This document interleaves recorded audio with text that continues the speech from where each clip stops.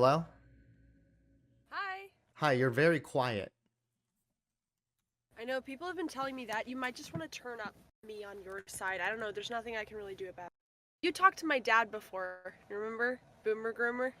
Oh, I remember Boomer Groomer. Okay, so what is it that you were wanting to debate? Well, as a woman, I have renounced debating men, but I would like to have a conversation with you if you would be so kind. And I wanted to ask you how you feel about Easter having been raised fundamentalist Christian. Because I was raised Catholic, I am Catholic, and I understand your criticisms of fundamental Christianity because you feel like you're never allowed to ask questions. But I just wanted to, I wonder what your thoughts were on it as a Christian holiday. How you feel about it. Like in general, I mean, yeah, it is what it is. I don't really have many thoughts on it. Um, I have a lot of thoughts on the conservative reaction to the Biden thing with Trans Visibility Day. I think that's pretty silly, the conservative outrage about that. Um, Well, but you said a few minutes ago, like you're very mad at Christians. Is that just fundamental Christians or all Christians? okay, so what I was Like saying you have a earlier lot of is anger towards Christianity. yes, what I was saying earlier is that I wasn't allowed to ask questions really growing up because I was brainwashed into being a Christian since pretty much since the day I was born. So that's what I was talking about. I wasn't saying that like that's why I don't like Christians or something like that. I was saying though that I am very angry at Christianity as a whole, partially due to my personal experience of being so heavily controlled as a child because of religion, if that makes Mm. sense. Okay, yeah, that makes sense. But are you mad at like Christianity is like it's a bunch of things, right? So like you have Catholicism, then you have the split off of that which is Orthodox Christianity, and then you have a bunch of Protestant sects, one of which is fundamentalism. But are you mad at all of Christianity or just the sect that you were raised in? Because I can see why you'd be mad at that. A lot like it's an atheist factory fundamentalism I, for I sure. mean, I'm not like mad at Christians. Like if I'm driving and I see somebody, with like a Christian bumper sticker or something, I'm not going to be like, oh, I'm mad at them. It's not like that. It's more like I think that all Christians are wrong. I think that they all believe something that is like foundationally and fundamentally flawed, um, regardless of denomination. So that's really what it Why? comes down to. Why do you believe that? I mean, where do you want to start? The Do you the Well, okay, let me ask you a question. Okay. Let me ask you a question. Do you believe that the Christian story is a good story? Even if you think it's a fairy tale or whatever, that it's a good fairy tale? um I think that I can see how in some ways it can be a good story, but I also think that it's kind of weird and fucked up if you actually step away from the long-standing tradition of that story and think about like someone sacrificing their son. Why? That's the first thing is where the story starts to break down is why? Why does God need to sacrifice his son? It's to provide a bridge so that we can be around God, right? Be around in God's presence despite our sin. Well, I would say like it's the ultimate form of love, right? I understand if you don't believe it or whatever, but it's sort of like the ultimate way of God showing his love. How could you show love for somebody more than to sacrifice your own But son God to did that save them? because of the rules that he made, correct? Yeah, so it was to teach. I think the way it works. I'm not an expert. My dad is the one with a theology degree, but to me, the way that works is that God gave us the rules. He gave the Jews the rules, and they couldn't follow it. But they were like, okay, we're gonna follow it, and they fucked it up super bad. And then he was like, okay, here's my son, and he's gonna tell you like, don't worry about the rules, just listen to me. And because humans are bad, it's not an anti-Semitic thing. Like humans are bad. We have original sin. We crucified the Son of God instead of like accepting that his teachings and his love. And so Jesus died to save us from ourselves. Like we can't follow the rules. The rules make sense, But but we can't God follow them made the because of original sin. okay, right. Yeah. But God made the rules, right? Mhm. And God made the rules in Yeah. such a way that he knew it would be impossible for humans to live up to those rules. right? I mean, that's like a tricky thing about free will. Like you can follow the rules, I think, but like we are fallen. But we did have free will originally and we chose to do wrong. So Right. he So, did but give us with free will. We're not like so considering the fact robots. that God gave us free will and knowing that God gave us free will, God also then made the rules that would obviously conflict with our free will. Another thing he gave us. So God is the one that set up No, the not entire obviously. dichotomy, though. So God set up the dichotomy. God said, here's the rules. He arbitrarily made the rules. Then he arbitrarily decided the consequences for breaking the rules. And then he is supposed to be worshipped because he saved us from the result of us not following him. Do you see the circular issue there? Well, I like to think of it like a family, right? So like if you give your kid rules, you could say like you arbitrarily set the rules. But the rules are good for the kid. But the kid has free will and the kid can not follow your rules. But if the kid is really sorry, the kid will say like, "Okay, I was wrong." And if, you need your parents' forgiveness to kind of say like, "Okay, I understand. You made the wrong decision." And I don't know. You don't have to believe in it, but wouldn't you say that's hopeful? Because we all know that we suck. Like people suck. I suck. I do No, shitty I things think all that the that's time. part of the a major issue. Like what you're saying right now is part of what was taught to me growing up, and it's part of the reason why, like, to this day, I Mm. struggle with like self-esteem issues and mental health problems and whatnot. Because teaching people that they are intrinsically flawed is a super messed up thing to teach anybody. It's proven to do psychological harm. And I actually don't think that's true. I think that with proper guidance, with proper rules and discipline, people are amazing. People can cooperate and work together and do great things. I mean, that's how people became where we are, right? That's why human beings are at the top of the food chain, at the top of everything else, right? It's because we know how to cooperate, we know how to work together and show empathy. I don't think we're intrinsically flawed. Like humans, whatever, made in the image of God, and we're all like But you we said are all original His sin. creation. We're all an expression of His love. Yes, because we since He gave us free will, right? He didn't just make us robots who do the right thing. He gave us free will, Mhm. and we're inclined to choose bad. Like you'd have to admit that, right? Like even with babies, like they hit each other, or like little kids, like they kick each other, they hit each other, they're selfish, Not they're mean to actually. other kids a lot of the time.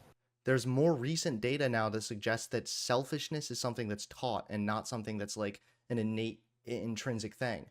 Because if you look at children in certain contexts, they're very generous.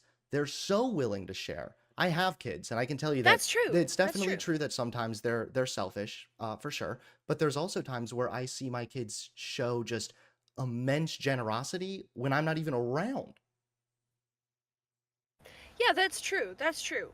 I guess my question to you is like, don't you think it's appealing? I'm not saying you have to believe it, but it's appealing to think that there's like a loving father out there who I'm sorry about that, who like embraces us even like within all of our pain and suffering, who's like gonna be there for us. Even if you think No, it's a because fantasy, wouldn't don't you think it's appealing? No, because the loving father is also the one who is saying that we are all intrinsically flawed. Not that I don't think it's that we're intrinsically flawed, but we have a tendency to I choose thought that evil. we're Like all a lot fallen. of Are we people, not all fallen? Like without Christ, we're yes, fallen, we're right? Like fallen. our Yes. human nature Mm. is a fallen nature. That's like what the Bible says, right? I Mhm. mean, the song "Amazing Yeah. Grace" is how could Amazing Grace save a wretch like me? Yeah. Yeah. Right, so it's Well, I all mean, about that. So reality, so how is like, this loving but God who but made us in his image simultaneously saying you are intrinsically innately your nature is a fallen one?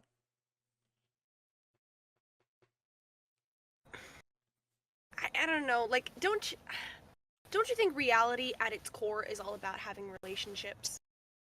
How what is? Sorry. Say that again. Reality is kind of all about having relationships. Like we have a relationship with everything around us, with other people. Like relationships are the most important thing. Okay. So how could that not be true of reality as a whole? Like we also have a relationship with like, like God is truth, beauty, and goodness. Like Because we God have a is not relationship those with Him things. too. God is not truth, beauty, and goodness. God commanded his people to do a lot of things that were anything but goodness. God himself did things that were not goodness. And this is where Christianity all breaks down. This is why I know it seems like I'm sort of like jumping all over the place, but the reason why is because in my mind there are so many problems with it that it's like anything can just be a segue into another flaw in my mind. So like if you want to talk about God being truth and goodness and everything else, God is also said to be justice. And God did not do just things. God himself is not just. He judges people based on their belief, whether or not they believe in Christ, whether or not they've accepted Jesus Christ or whatnot. That's what's going to determine whether or not someone gets into heaven or hell, not their actions. And that's not justice. No, that's not true. That's not true. That's not true. Really, where is that not I true? mean, if that was true, then like all the Native Americans would go to hell because they didn't even know who Christ was. No, That's I not think the true. Bible actually does say that like ignorance, That would a there's just God. something to Well, do I with mean, ignorance, right? Like from the Catholic point of view, there's invincible ignorance means like you just don't know or whatever. And of course, that you wouldn't like a just God wouldn't send you to hell if you just. We don't Catholics don't believe that God judges that way. right, but do Catholics Because that believe in wouldn't make any evangelizing? sense. Like it doesn't make any sense. So do Catholics believe in evangelizing? Yes, but Pope Francis, he's not very into evangelization, especially proselytization, I think, which is like within religions trying to like convert people. It's more about like showing people that you're happy, and then if they're interested, they can say like, well, what do you believe in? And you can be Right, but like, if oh, I'm saying that if the I believe in Catholic this. But belief, like going around and saying like, do you to accept Jesus as your Lord and Savior, like that, it's cringe. Nobody like, it, why would you have to sell God? That sucks.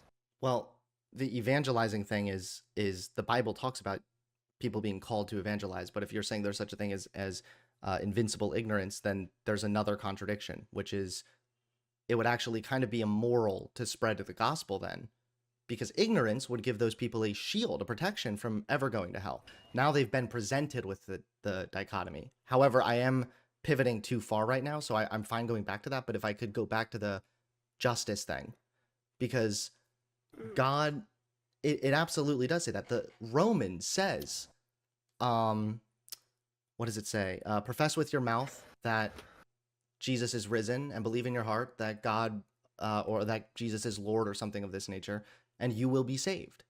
It's through faith that we are saved.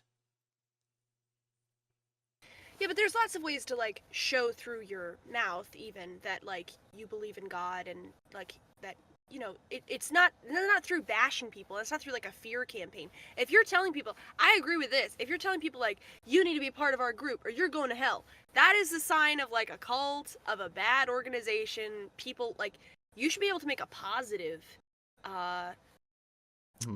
offer rather than a negative. That is not good. Like I agree. I had like Catholic guilt or whatever. I get it.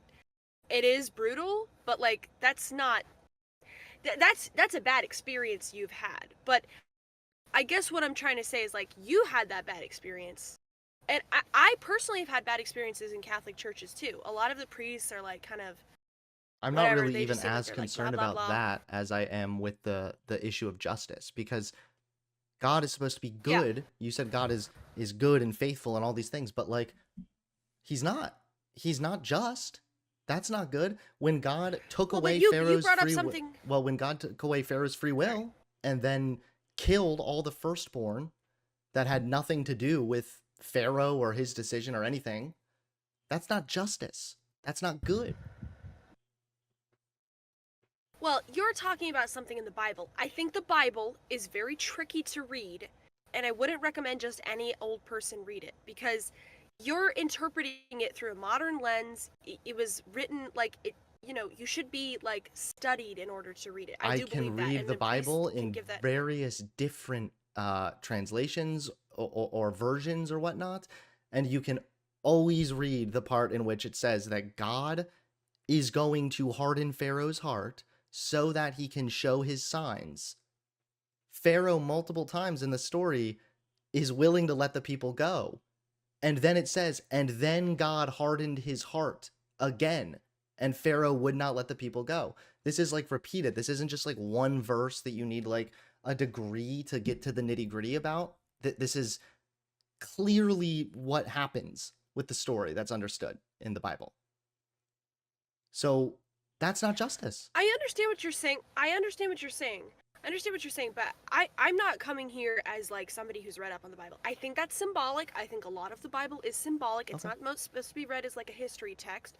Okay. But just the average person, I'm just saying, like, you're willing to like to kind of discount the entire tradition of the Catholic Church and like all the saints and all of that stuff and all of the good teaching because of a Bible verse that, you know, I do think like the language is complicated. I agree. I haven't read the Bible. But there's a massive tradition of people who are like seem to have happy, healthy lives who believe in something that gives them the sort of joie de vivre Mm-hmm. that makes them really appealing to other people. I And don't it really seems to have a me like problem you with are that. Like, yeah, you're well, angry at God. Well, I'm not angry at God so much as I'm just angry at like the ignorance of so many Christians because most Christians, even the ones that you're talking about, how you're like, well, a lot of Christians are just like nice or whatever, like ask them what they think about gay people and then No, let's see how a lot nice of they Christians really are are. horrendous people. Look at the Being a stats on Christian does not make you a good person. no, I know.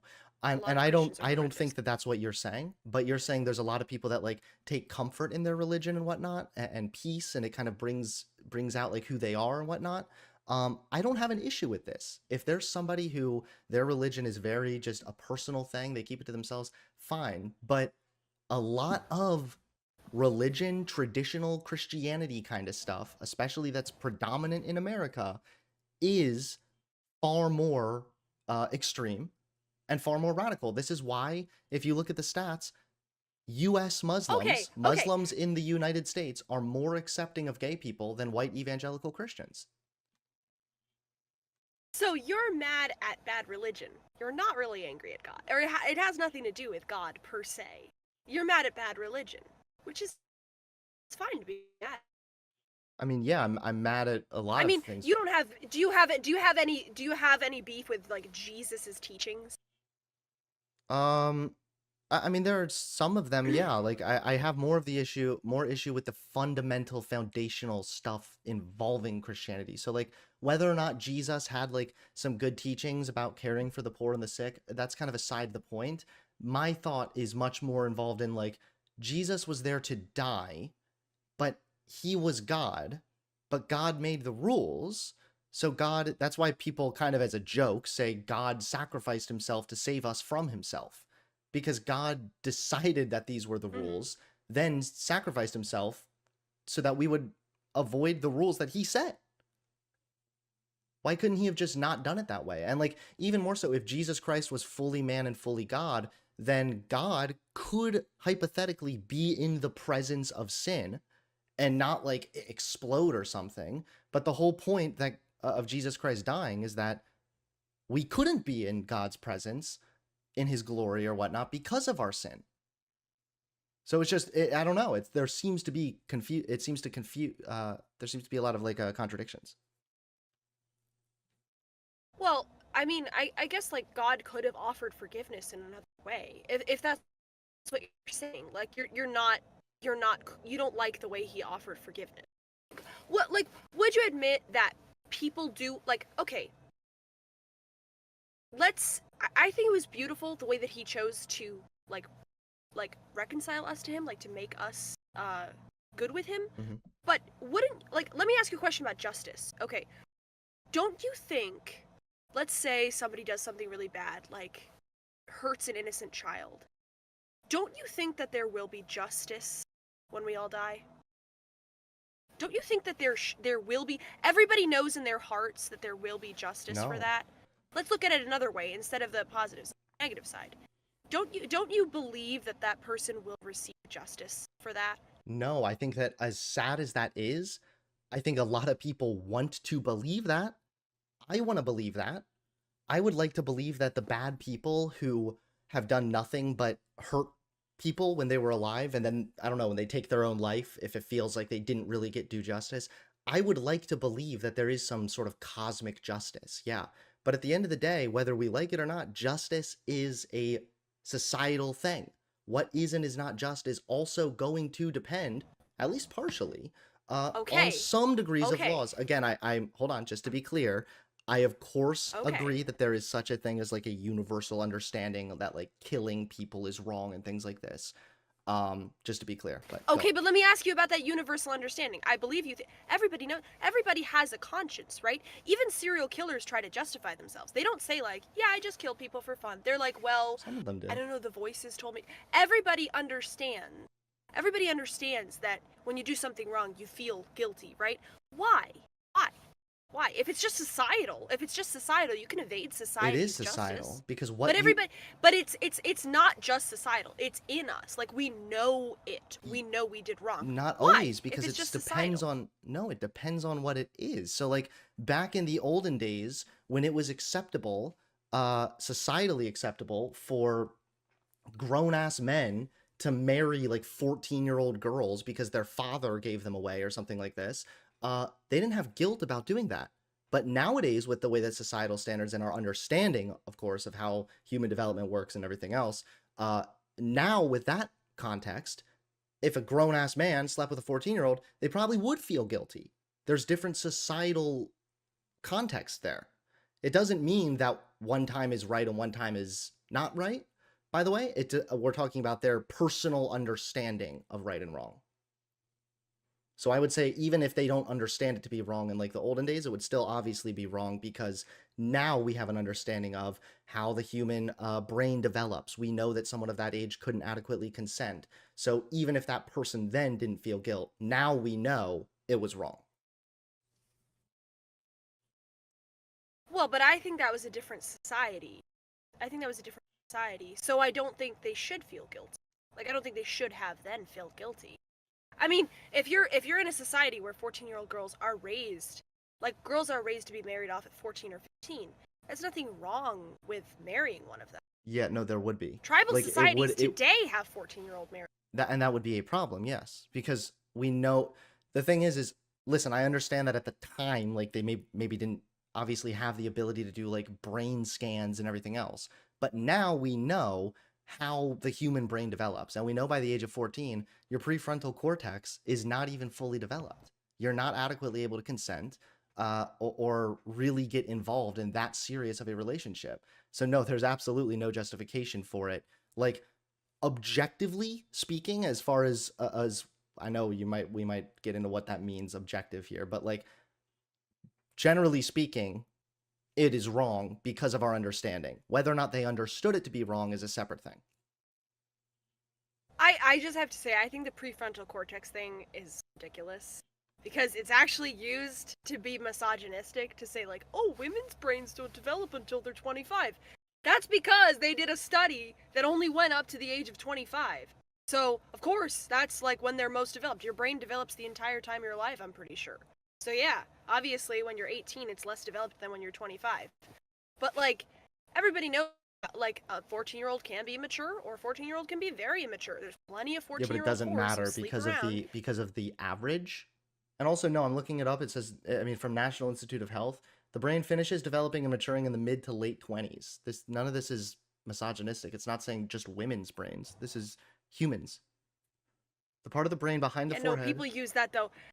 Well, if someone People uses it use in that that way, though then they're because they're saying stupid and like, they're wrong. oh, a woman can't give consent until she's 25 because she's not fully developed. No, I agree that It's ridiculous. obviously you could say someone's brain is developed enough so to adequately give consent, and that's what we understand around 18, 19 kind of to generally be. So like Yeah, it right. yeah. So if we But understand, that it goes until your mid 20s or whatever. That it's not relevant. It's developed enough. Like I mean, the average yeah, age but of it's marriage not was by 18 or at 19 in the 14 is 50s, right? absolutely not. And the likelihood of it being I mean, is very low. It's sort of like saying, well, I can drive drunk, okay, so it's fine for me to drive drunk. Like, yeah, but on average, there's going to be risks there, and it's probably not a risk that's moral to take.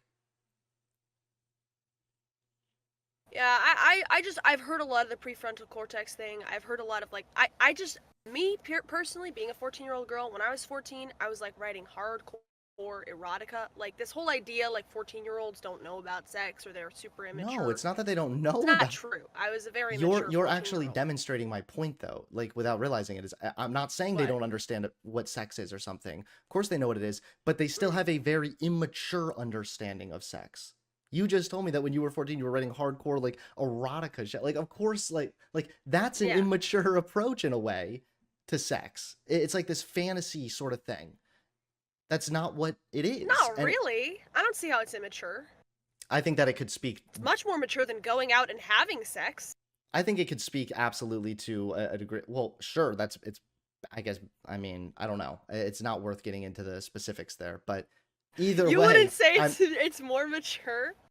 No, I'm not saying that. I'm actually saying it's aside the point either way. Like it's literally not worth getting caught up in those details there because even if they understand what sex is and they know what sex is and everything else, that again does not justify it because the prefrontal cortex, I just read it, is one of the last parts of the brain to fully mature. And again, I'm not saying it needs to fully be matured, whatever, but by the time you're 14, it's not developed enough so that you cannot adequately make, uh, especially decisions that large with that broad consequences.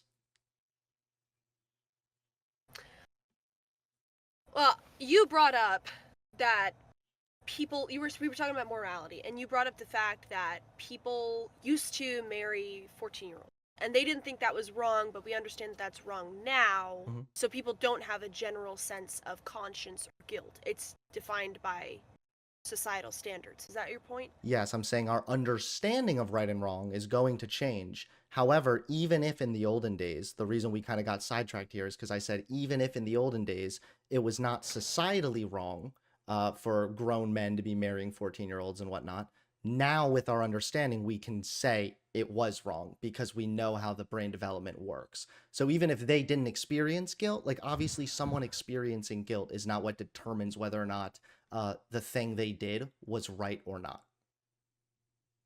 Yeah, but the reason you experience guilt does change based on what is societal, like socially acceptable. It is a factor. It is Of a course. factor. Of I'm not course. denying that. Like, Yes. so is your beef with religion that religious institutions generally followed cultural norms No, you asked, I thought in you the wanted to in the talk time about the morality thing. I'm not sure actually what even led us to this. well, We were talking about God you being seem to not say that. just. Maybe chat can help me. Chat, help me. Okay, if morality, okay, so you're saying morality comes from society, not from an inner sense of conscience. It comes from society, societal standards, I right? think that society like constructs our understanding of morality in many ways, yes, but I do also think that we've evolved with certain understandings of what we would consider moral. So like empathy, for example, kind of makes sense. The fact that it's hard for other human beings, like other human beings who have empathy, few of them would be able to idly sit by and watch another human being be like mercilessly killed in front of them because they have empathy. And that makes sense with evolution because humans killing other humans is incredibly detrimental for the survival of any living thing, and especially for the human species. So I think that some of the morality, some of our sort of like general understanding comes from evolution, but I also think that yes, society definitely like solidifies that. Okay, but that that's not why we think it's wrong to kill another. That's not why. Why Because we're is it like, wrong? oh, it's wrong it's wrong for the evolution of our species. That's like Nazi. No, Okay, no, no, no, no, no. It's wrong because you know. that's survival of the that's Darwinism. Wait, That's no, I survival of think the no, fittest it's not at thinking. all. I think Like, you oh, completely we're missed what I all said. No, no, you completely missed what I said. I'm saying human. that You said humans evolved to get empathy because we realized it's not like conscious, but it's subconscious. It's like a psych thing, where like if you kill another person, you're actually hurting society as a whole because there's less people. It's not good for the procreation of society. it's That's what you said. detrimental for That's that, why yes, but humans the developed empathy, empathy. But empathy, I'm saying that empathy comes from the fact that obviously humans killing other people is going to be detrimental for society. Empathy is also the No, ability. it doesn't. Empathy comes from knowing that it's wrong. Like, it's Empathy. No, terrible wait, to wait, wait. kill an If you innocent saw a person. human being getting like beaten up, bloodied in front of you, Yeah, you would right. you not be able to feel like a sense of empathy because you can imagine how bad it would be to be in the position of the person getting beaten the fuck up, right? Yeah, Right. right. So But that's it wouldn't be empathy. because I want our. Yes, Right. And so I because agree. you I have know that what I agree what understanding, empathy is. so because you have that understanding, you're then able to say, "Hey, stop hitting the person with the crowbar. It's wrong that you're beating the shit out of that person." Because I know for me, I don't want to be beat up. So when you do it to that person, it's bad then too. That's empathy, but But it's ultimately, also just because you know it's wrong. You like if they're an innocent person, if you know they're innocent, you just know it's wrong. It's not particularly because you know it'd be wrong for you, although that's also a factor. You just know it's wrong. I think most people You would. just know that that's wrong. You know it like Yeah, well, some of in that your could be conscience, in taught your from what heart, in you. your soul. Yeah, but again, like, why could that Well, not be from? but if morality can be taught, if morality that can be taught, then like, okay, so slavery was the norm. It was the societal norm in America. So why did some people say, hey, this is wrong? If it's taught, if it's just whatever the societal That's. I'm norm not is, saying that we go along with.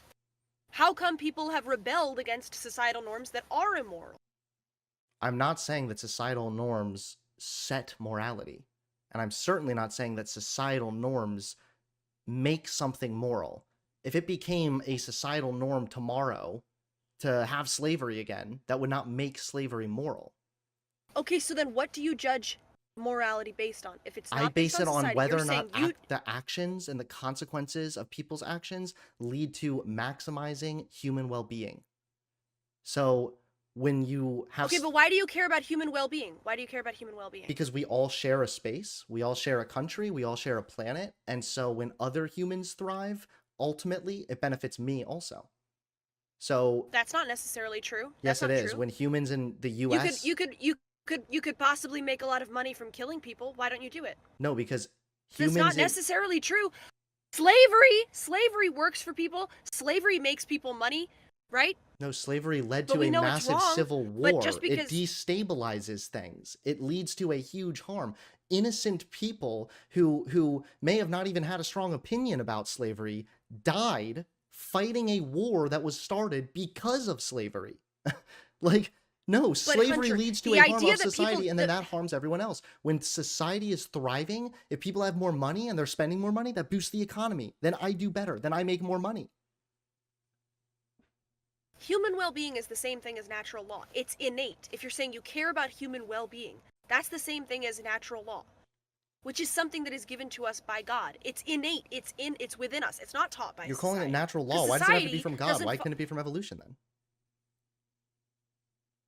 because evolutionarily what we should do is like by evo psych standards what you should do is have sex with as many, if you're a man, have sex with as many women as possible, get your seed out there and kill as many other men and get their resources as possible, or Wait, hurt them in some way, use no. power, use violence against them Wait, can I in explain whatever how way. that doesn't make any sense? Evolution does not promote well-being. It promotes the survival of the fittest. Whoever's the strongest, most I powerful, know. most That's why dominant I'm not. stomps out the weak and takes their I'm resources for not saying themselves. That is not evolution the same makes as caring about. morality.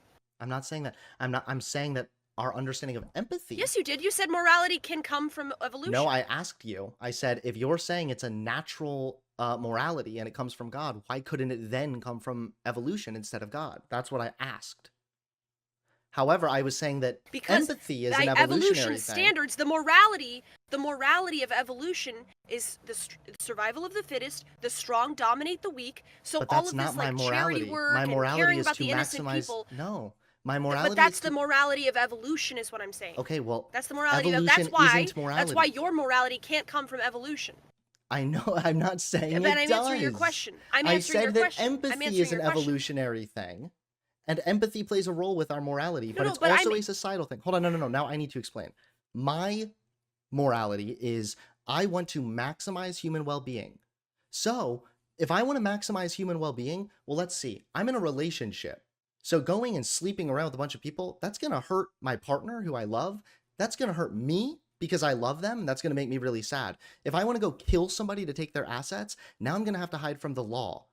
That's going to be really stressful. I already have anxiety. I don't need more shit on top of that, okay? So this is not maximizing my well-being. More so, I want to maximize other humans' well-being. So by killing someone, an innocent person, how am I maximizing their well-being? I'm not. I'm harming their well-being, and in the process, harming my well-being. My point is, you're calling it evolutionary. I'm saying it's innate. It's not from evolution. If it's innate, because the morality of evolution. You got to understand that if you're saying this thing is innate, then it's coming from either evolution or God, right? Wait, let me ask you a question. If you could hurt another person and get something from it, and there would be no consequences for you, would you do it? No, because there would be consequences. You would have psychological damage. Let's say there's no consequences. No, if nobody caught you, if nobody saw me, fine. You would still know that you took away another person's life, and that contradicts my moral code. You would know you did wrong. That's your conscience. It doesn't have to do with evolution, because according to evolutionary morality, you should do that because it benefits you, and you oppress the lower. You have evolved to it. You have gained for yourself and taken from others. So I was again saying that empathy Hunter, is an evolution. What is the point? What is the point? Because empathy is something that is foundational for our morality, because we can put ourselves in other people's shoes. So morality, we construct it oftentimes based upon ultimately a sense of empathy. Empathy, I'm saying, is an evolutionary thing. Empathy comes from evolution, not morality, but we build our morality on empathy, especially nowadays.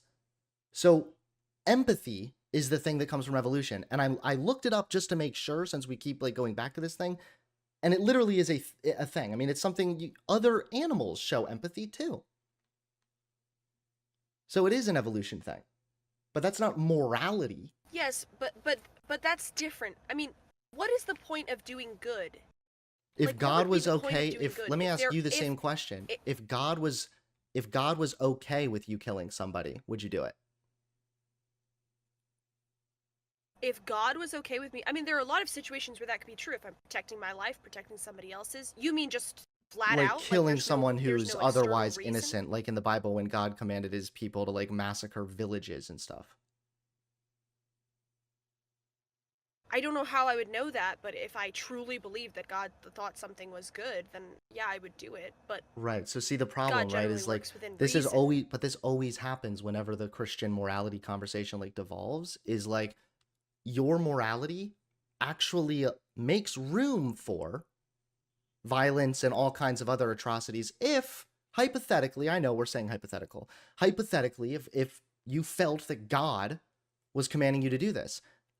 If God told me, go kill somebody, I could say, my morality is to maximize human well-being, so I'm not going to kill that person. God doesn't care about maximizing human well-being. That's why he's okay with killing people. That's why he's okay with slavery. That's why he's okay with all kinds of dumb shit. He doesn't care about this. So therefore, God's morality is not... God create... But even in the story is that God created us out of pure love. That it was just him, and then he was we were an expression of his love. It's a creative energy. If he loves us so much, why is he willing to send so many people to burn for eternity for not believing in him? Okay, so you got this wrong. I understand, because you were brought up with this sort of hell fear, this mentality that was just supposed to scare you into doing right. He doesn't send people to hell. He doesn't send people to hell. Right, let me guess. We send ourselves to hell, right? Well, if people don't want to be with God, then they can be by themselves. That's what hell is, basically. It's just being alone. Really? It's just being alone? It's going to be just fine everywhere else? Isn't it going to be immense suffering where there's going to be weeping and gnashing of teeth? What is worse? What's worse suffering than being alone? Solitary confinement. What's worse? Hey, I'm an introvert, so no, I'm just kidding. It's utterly devoid of relationality. Utterly devoid. Okay, so you're saying the worst imaginable thing is going to happen unless we accept God's gift. You realize that that's no longer love. That's no longer a Basically. gift. That's no longer anything. This is a gun to No, no, my no, no, head no. saying you're going to do this or no. else. Heaven would be hell for people who don't want to be with God. It's only heaven to people who want to be with God. I mean, Pope Francis has said that his hope is that hell is empty. We don't know if anybody's in there. We don't know. We don't know. We don't know. Hopefully there's nobody in there. I just think that at the end of the day, We like have no Christianity, it idea. does not provide a coherent morality. There's so many flaws and different versions of it and ways of interpretation. Have you read the Catechism? Have you read the Catechism? The Catechism is super rational. It's like the rule book for Catholic.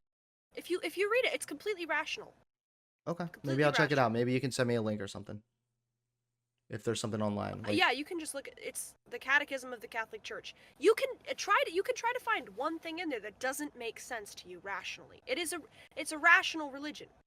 okay. You know this thing of like I was in LA, I think, and I met these guys who were like seemed like nice guys, but they were preaching about like how you have an experience with the Holy Spirit and then you're converted and you sin no more. And I was asking them like, you know, what if you have that experience? Because people can have religious experiences genuinely. But what if you have that experience and then you sin again? And they were like, well, it just doesn't happen. And I was like, well, so it's kind of based on your emotion about how you feel about being touched by the Spirit. And they kind of couldn't give me an answer. But I think that's what you can believe in God and like not have any feelings about it. You don't have to like be like, oh my God, this is so great. You can just be like, it just makes sense. It just makes sense. Okay. I believe that this is the most rational way to see the world. It's not based on like, oh my God, I've been touched by the Spirit and I'm a good person now. That's like the wrong way to see it. Okay, well, I looked up because that means that if you're not happy, then you're not a Christian. That doesn't make any sense. Well, I looked up the catechism thing, and obviously I'm not going to be able to read the whole thing like right now, but I mean, I just kind of scrolled through like to the man's capacity for God, and it says the desire for God is written in the human heart because man is created by God and for God, and God never ceases to draw man to himself. This is not true. There's a psychological explanation as to why people, human civilizations forever, have believed in gods and different gods and whatnot.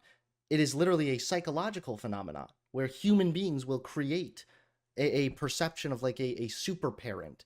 They can run fast. What if there was someone who could run the ultimate speed? And that's God. This is a psychological thing. So I think that alone is a flaw, because now when people have this like, maybe there is a God, this sort of questioning thing that is a psychological phenomena, suddenly now this is God. But wouldn't that psychological phenomena in and of itself be somewhat proof that there is God? Because why do we all have that instinct? Why did all the cultures going back to the beginning, why do they have the sense that there is a God? Because of... Isn't it like a kind of like an appetite? Like we're hungry, we eat food. We're horny, we have sex. No, but it's like, the fact we that also crave... people create in their minds like a super parent, so to speak. But my point is like, okay, so if you're hungry, you don't say, oh, food doesn't exist. You go look for food and you get food and you fill yourself up. If people have a natural desire for God, then does it make sense to say, well, that doesn't exist, that's just a psychological thing? Like, hunger is also a psychological thing. Pain is a psychological thing. Horniness is a psychological thing. But we don't the say fact like, that oh, there's psychological desire for there to be this super parent is just that, a psychological thing. It doesn't mean that there's actually a God. It doesn't mean there's actually a psychological parent. Hold on. But people have Let me try to... I'm trying to find the thing here. Doesn't the fact that every human being basically on Earth of all cultures has this appetite for something, doesn't that prove that we must be looking like this doesn't exist for no reason? We don't just want things that don't exist. That doesn't happen to people. It says in recent years... Doesn't it point to that? Can I read this to you really quick? This is from LA Times. In recent years, scientists specializing in the mind have begun to unravel religion's DNA. They have produced robust theories backed by empirical evidence, including imaging studies of the brain at work, that support the conclusion that it was humans who created God. And the better we understand the science, the closer we can come to it. Blah, blah, blah, blah. Okay, hold on. We're born with a powerful need for attachment.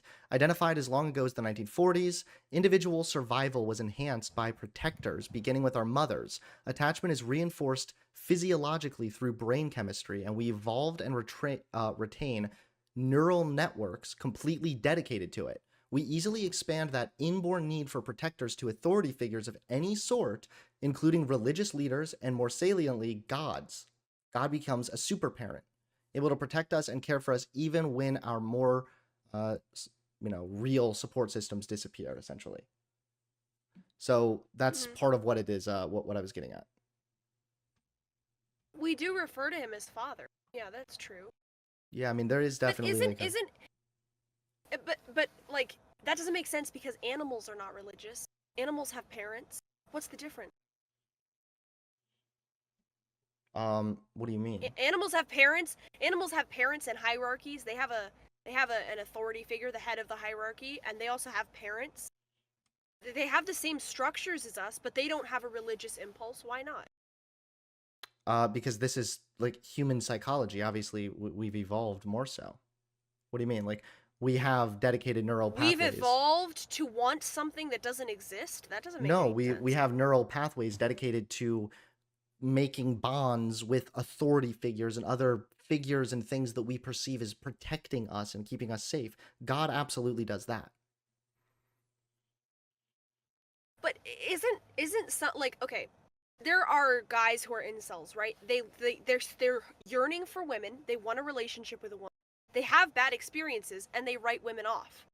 Isn't that what a lot of atheists go through? Is they have a hunger for God just like everybody else. They have a hunger for, to know the being who created them. Like, why am I here? What like they're looking for that answer. Everybody has that question.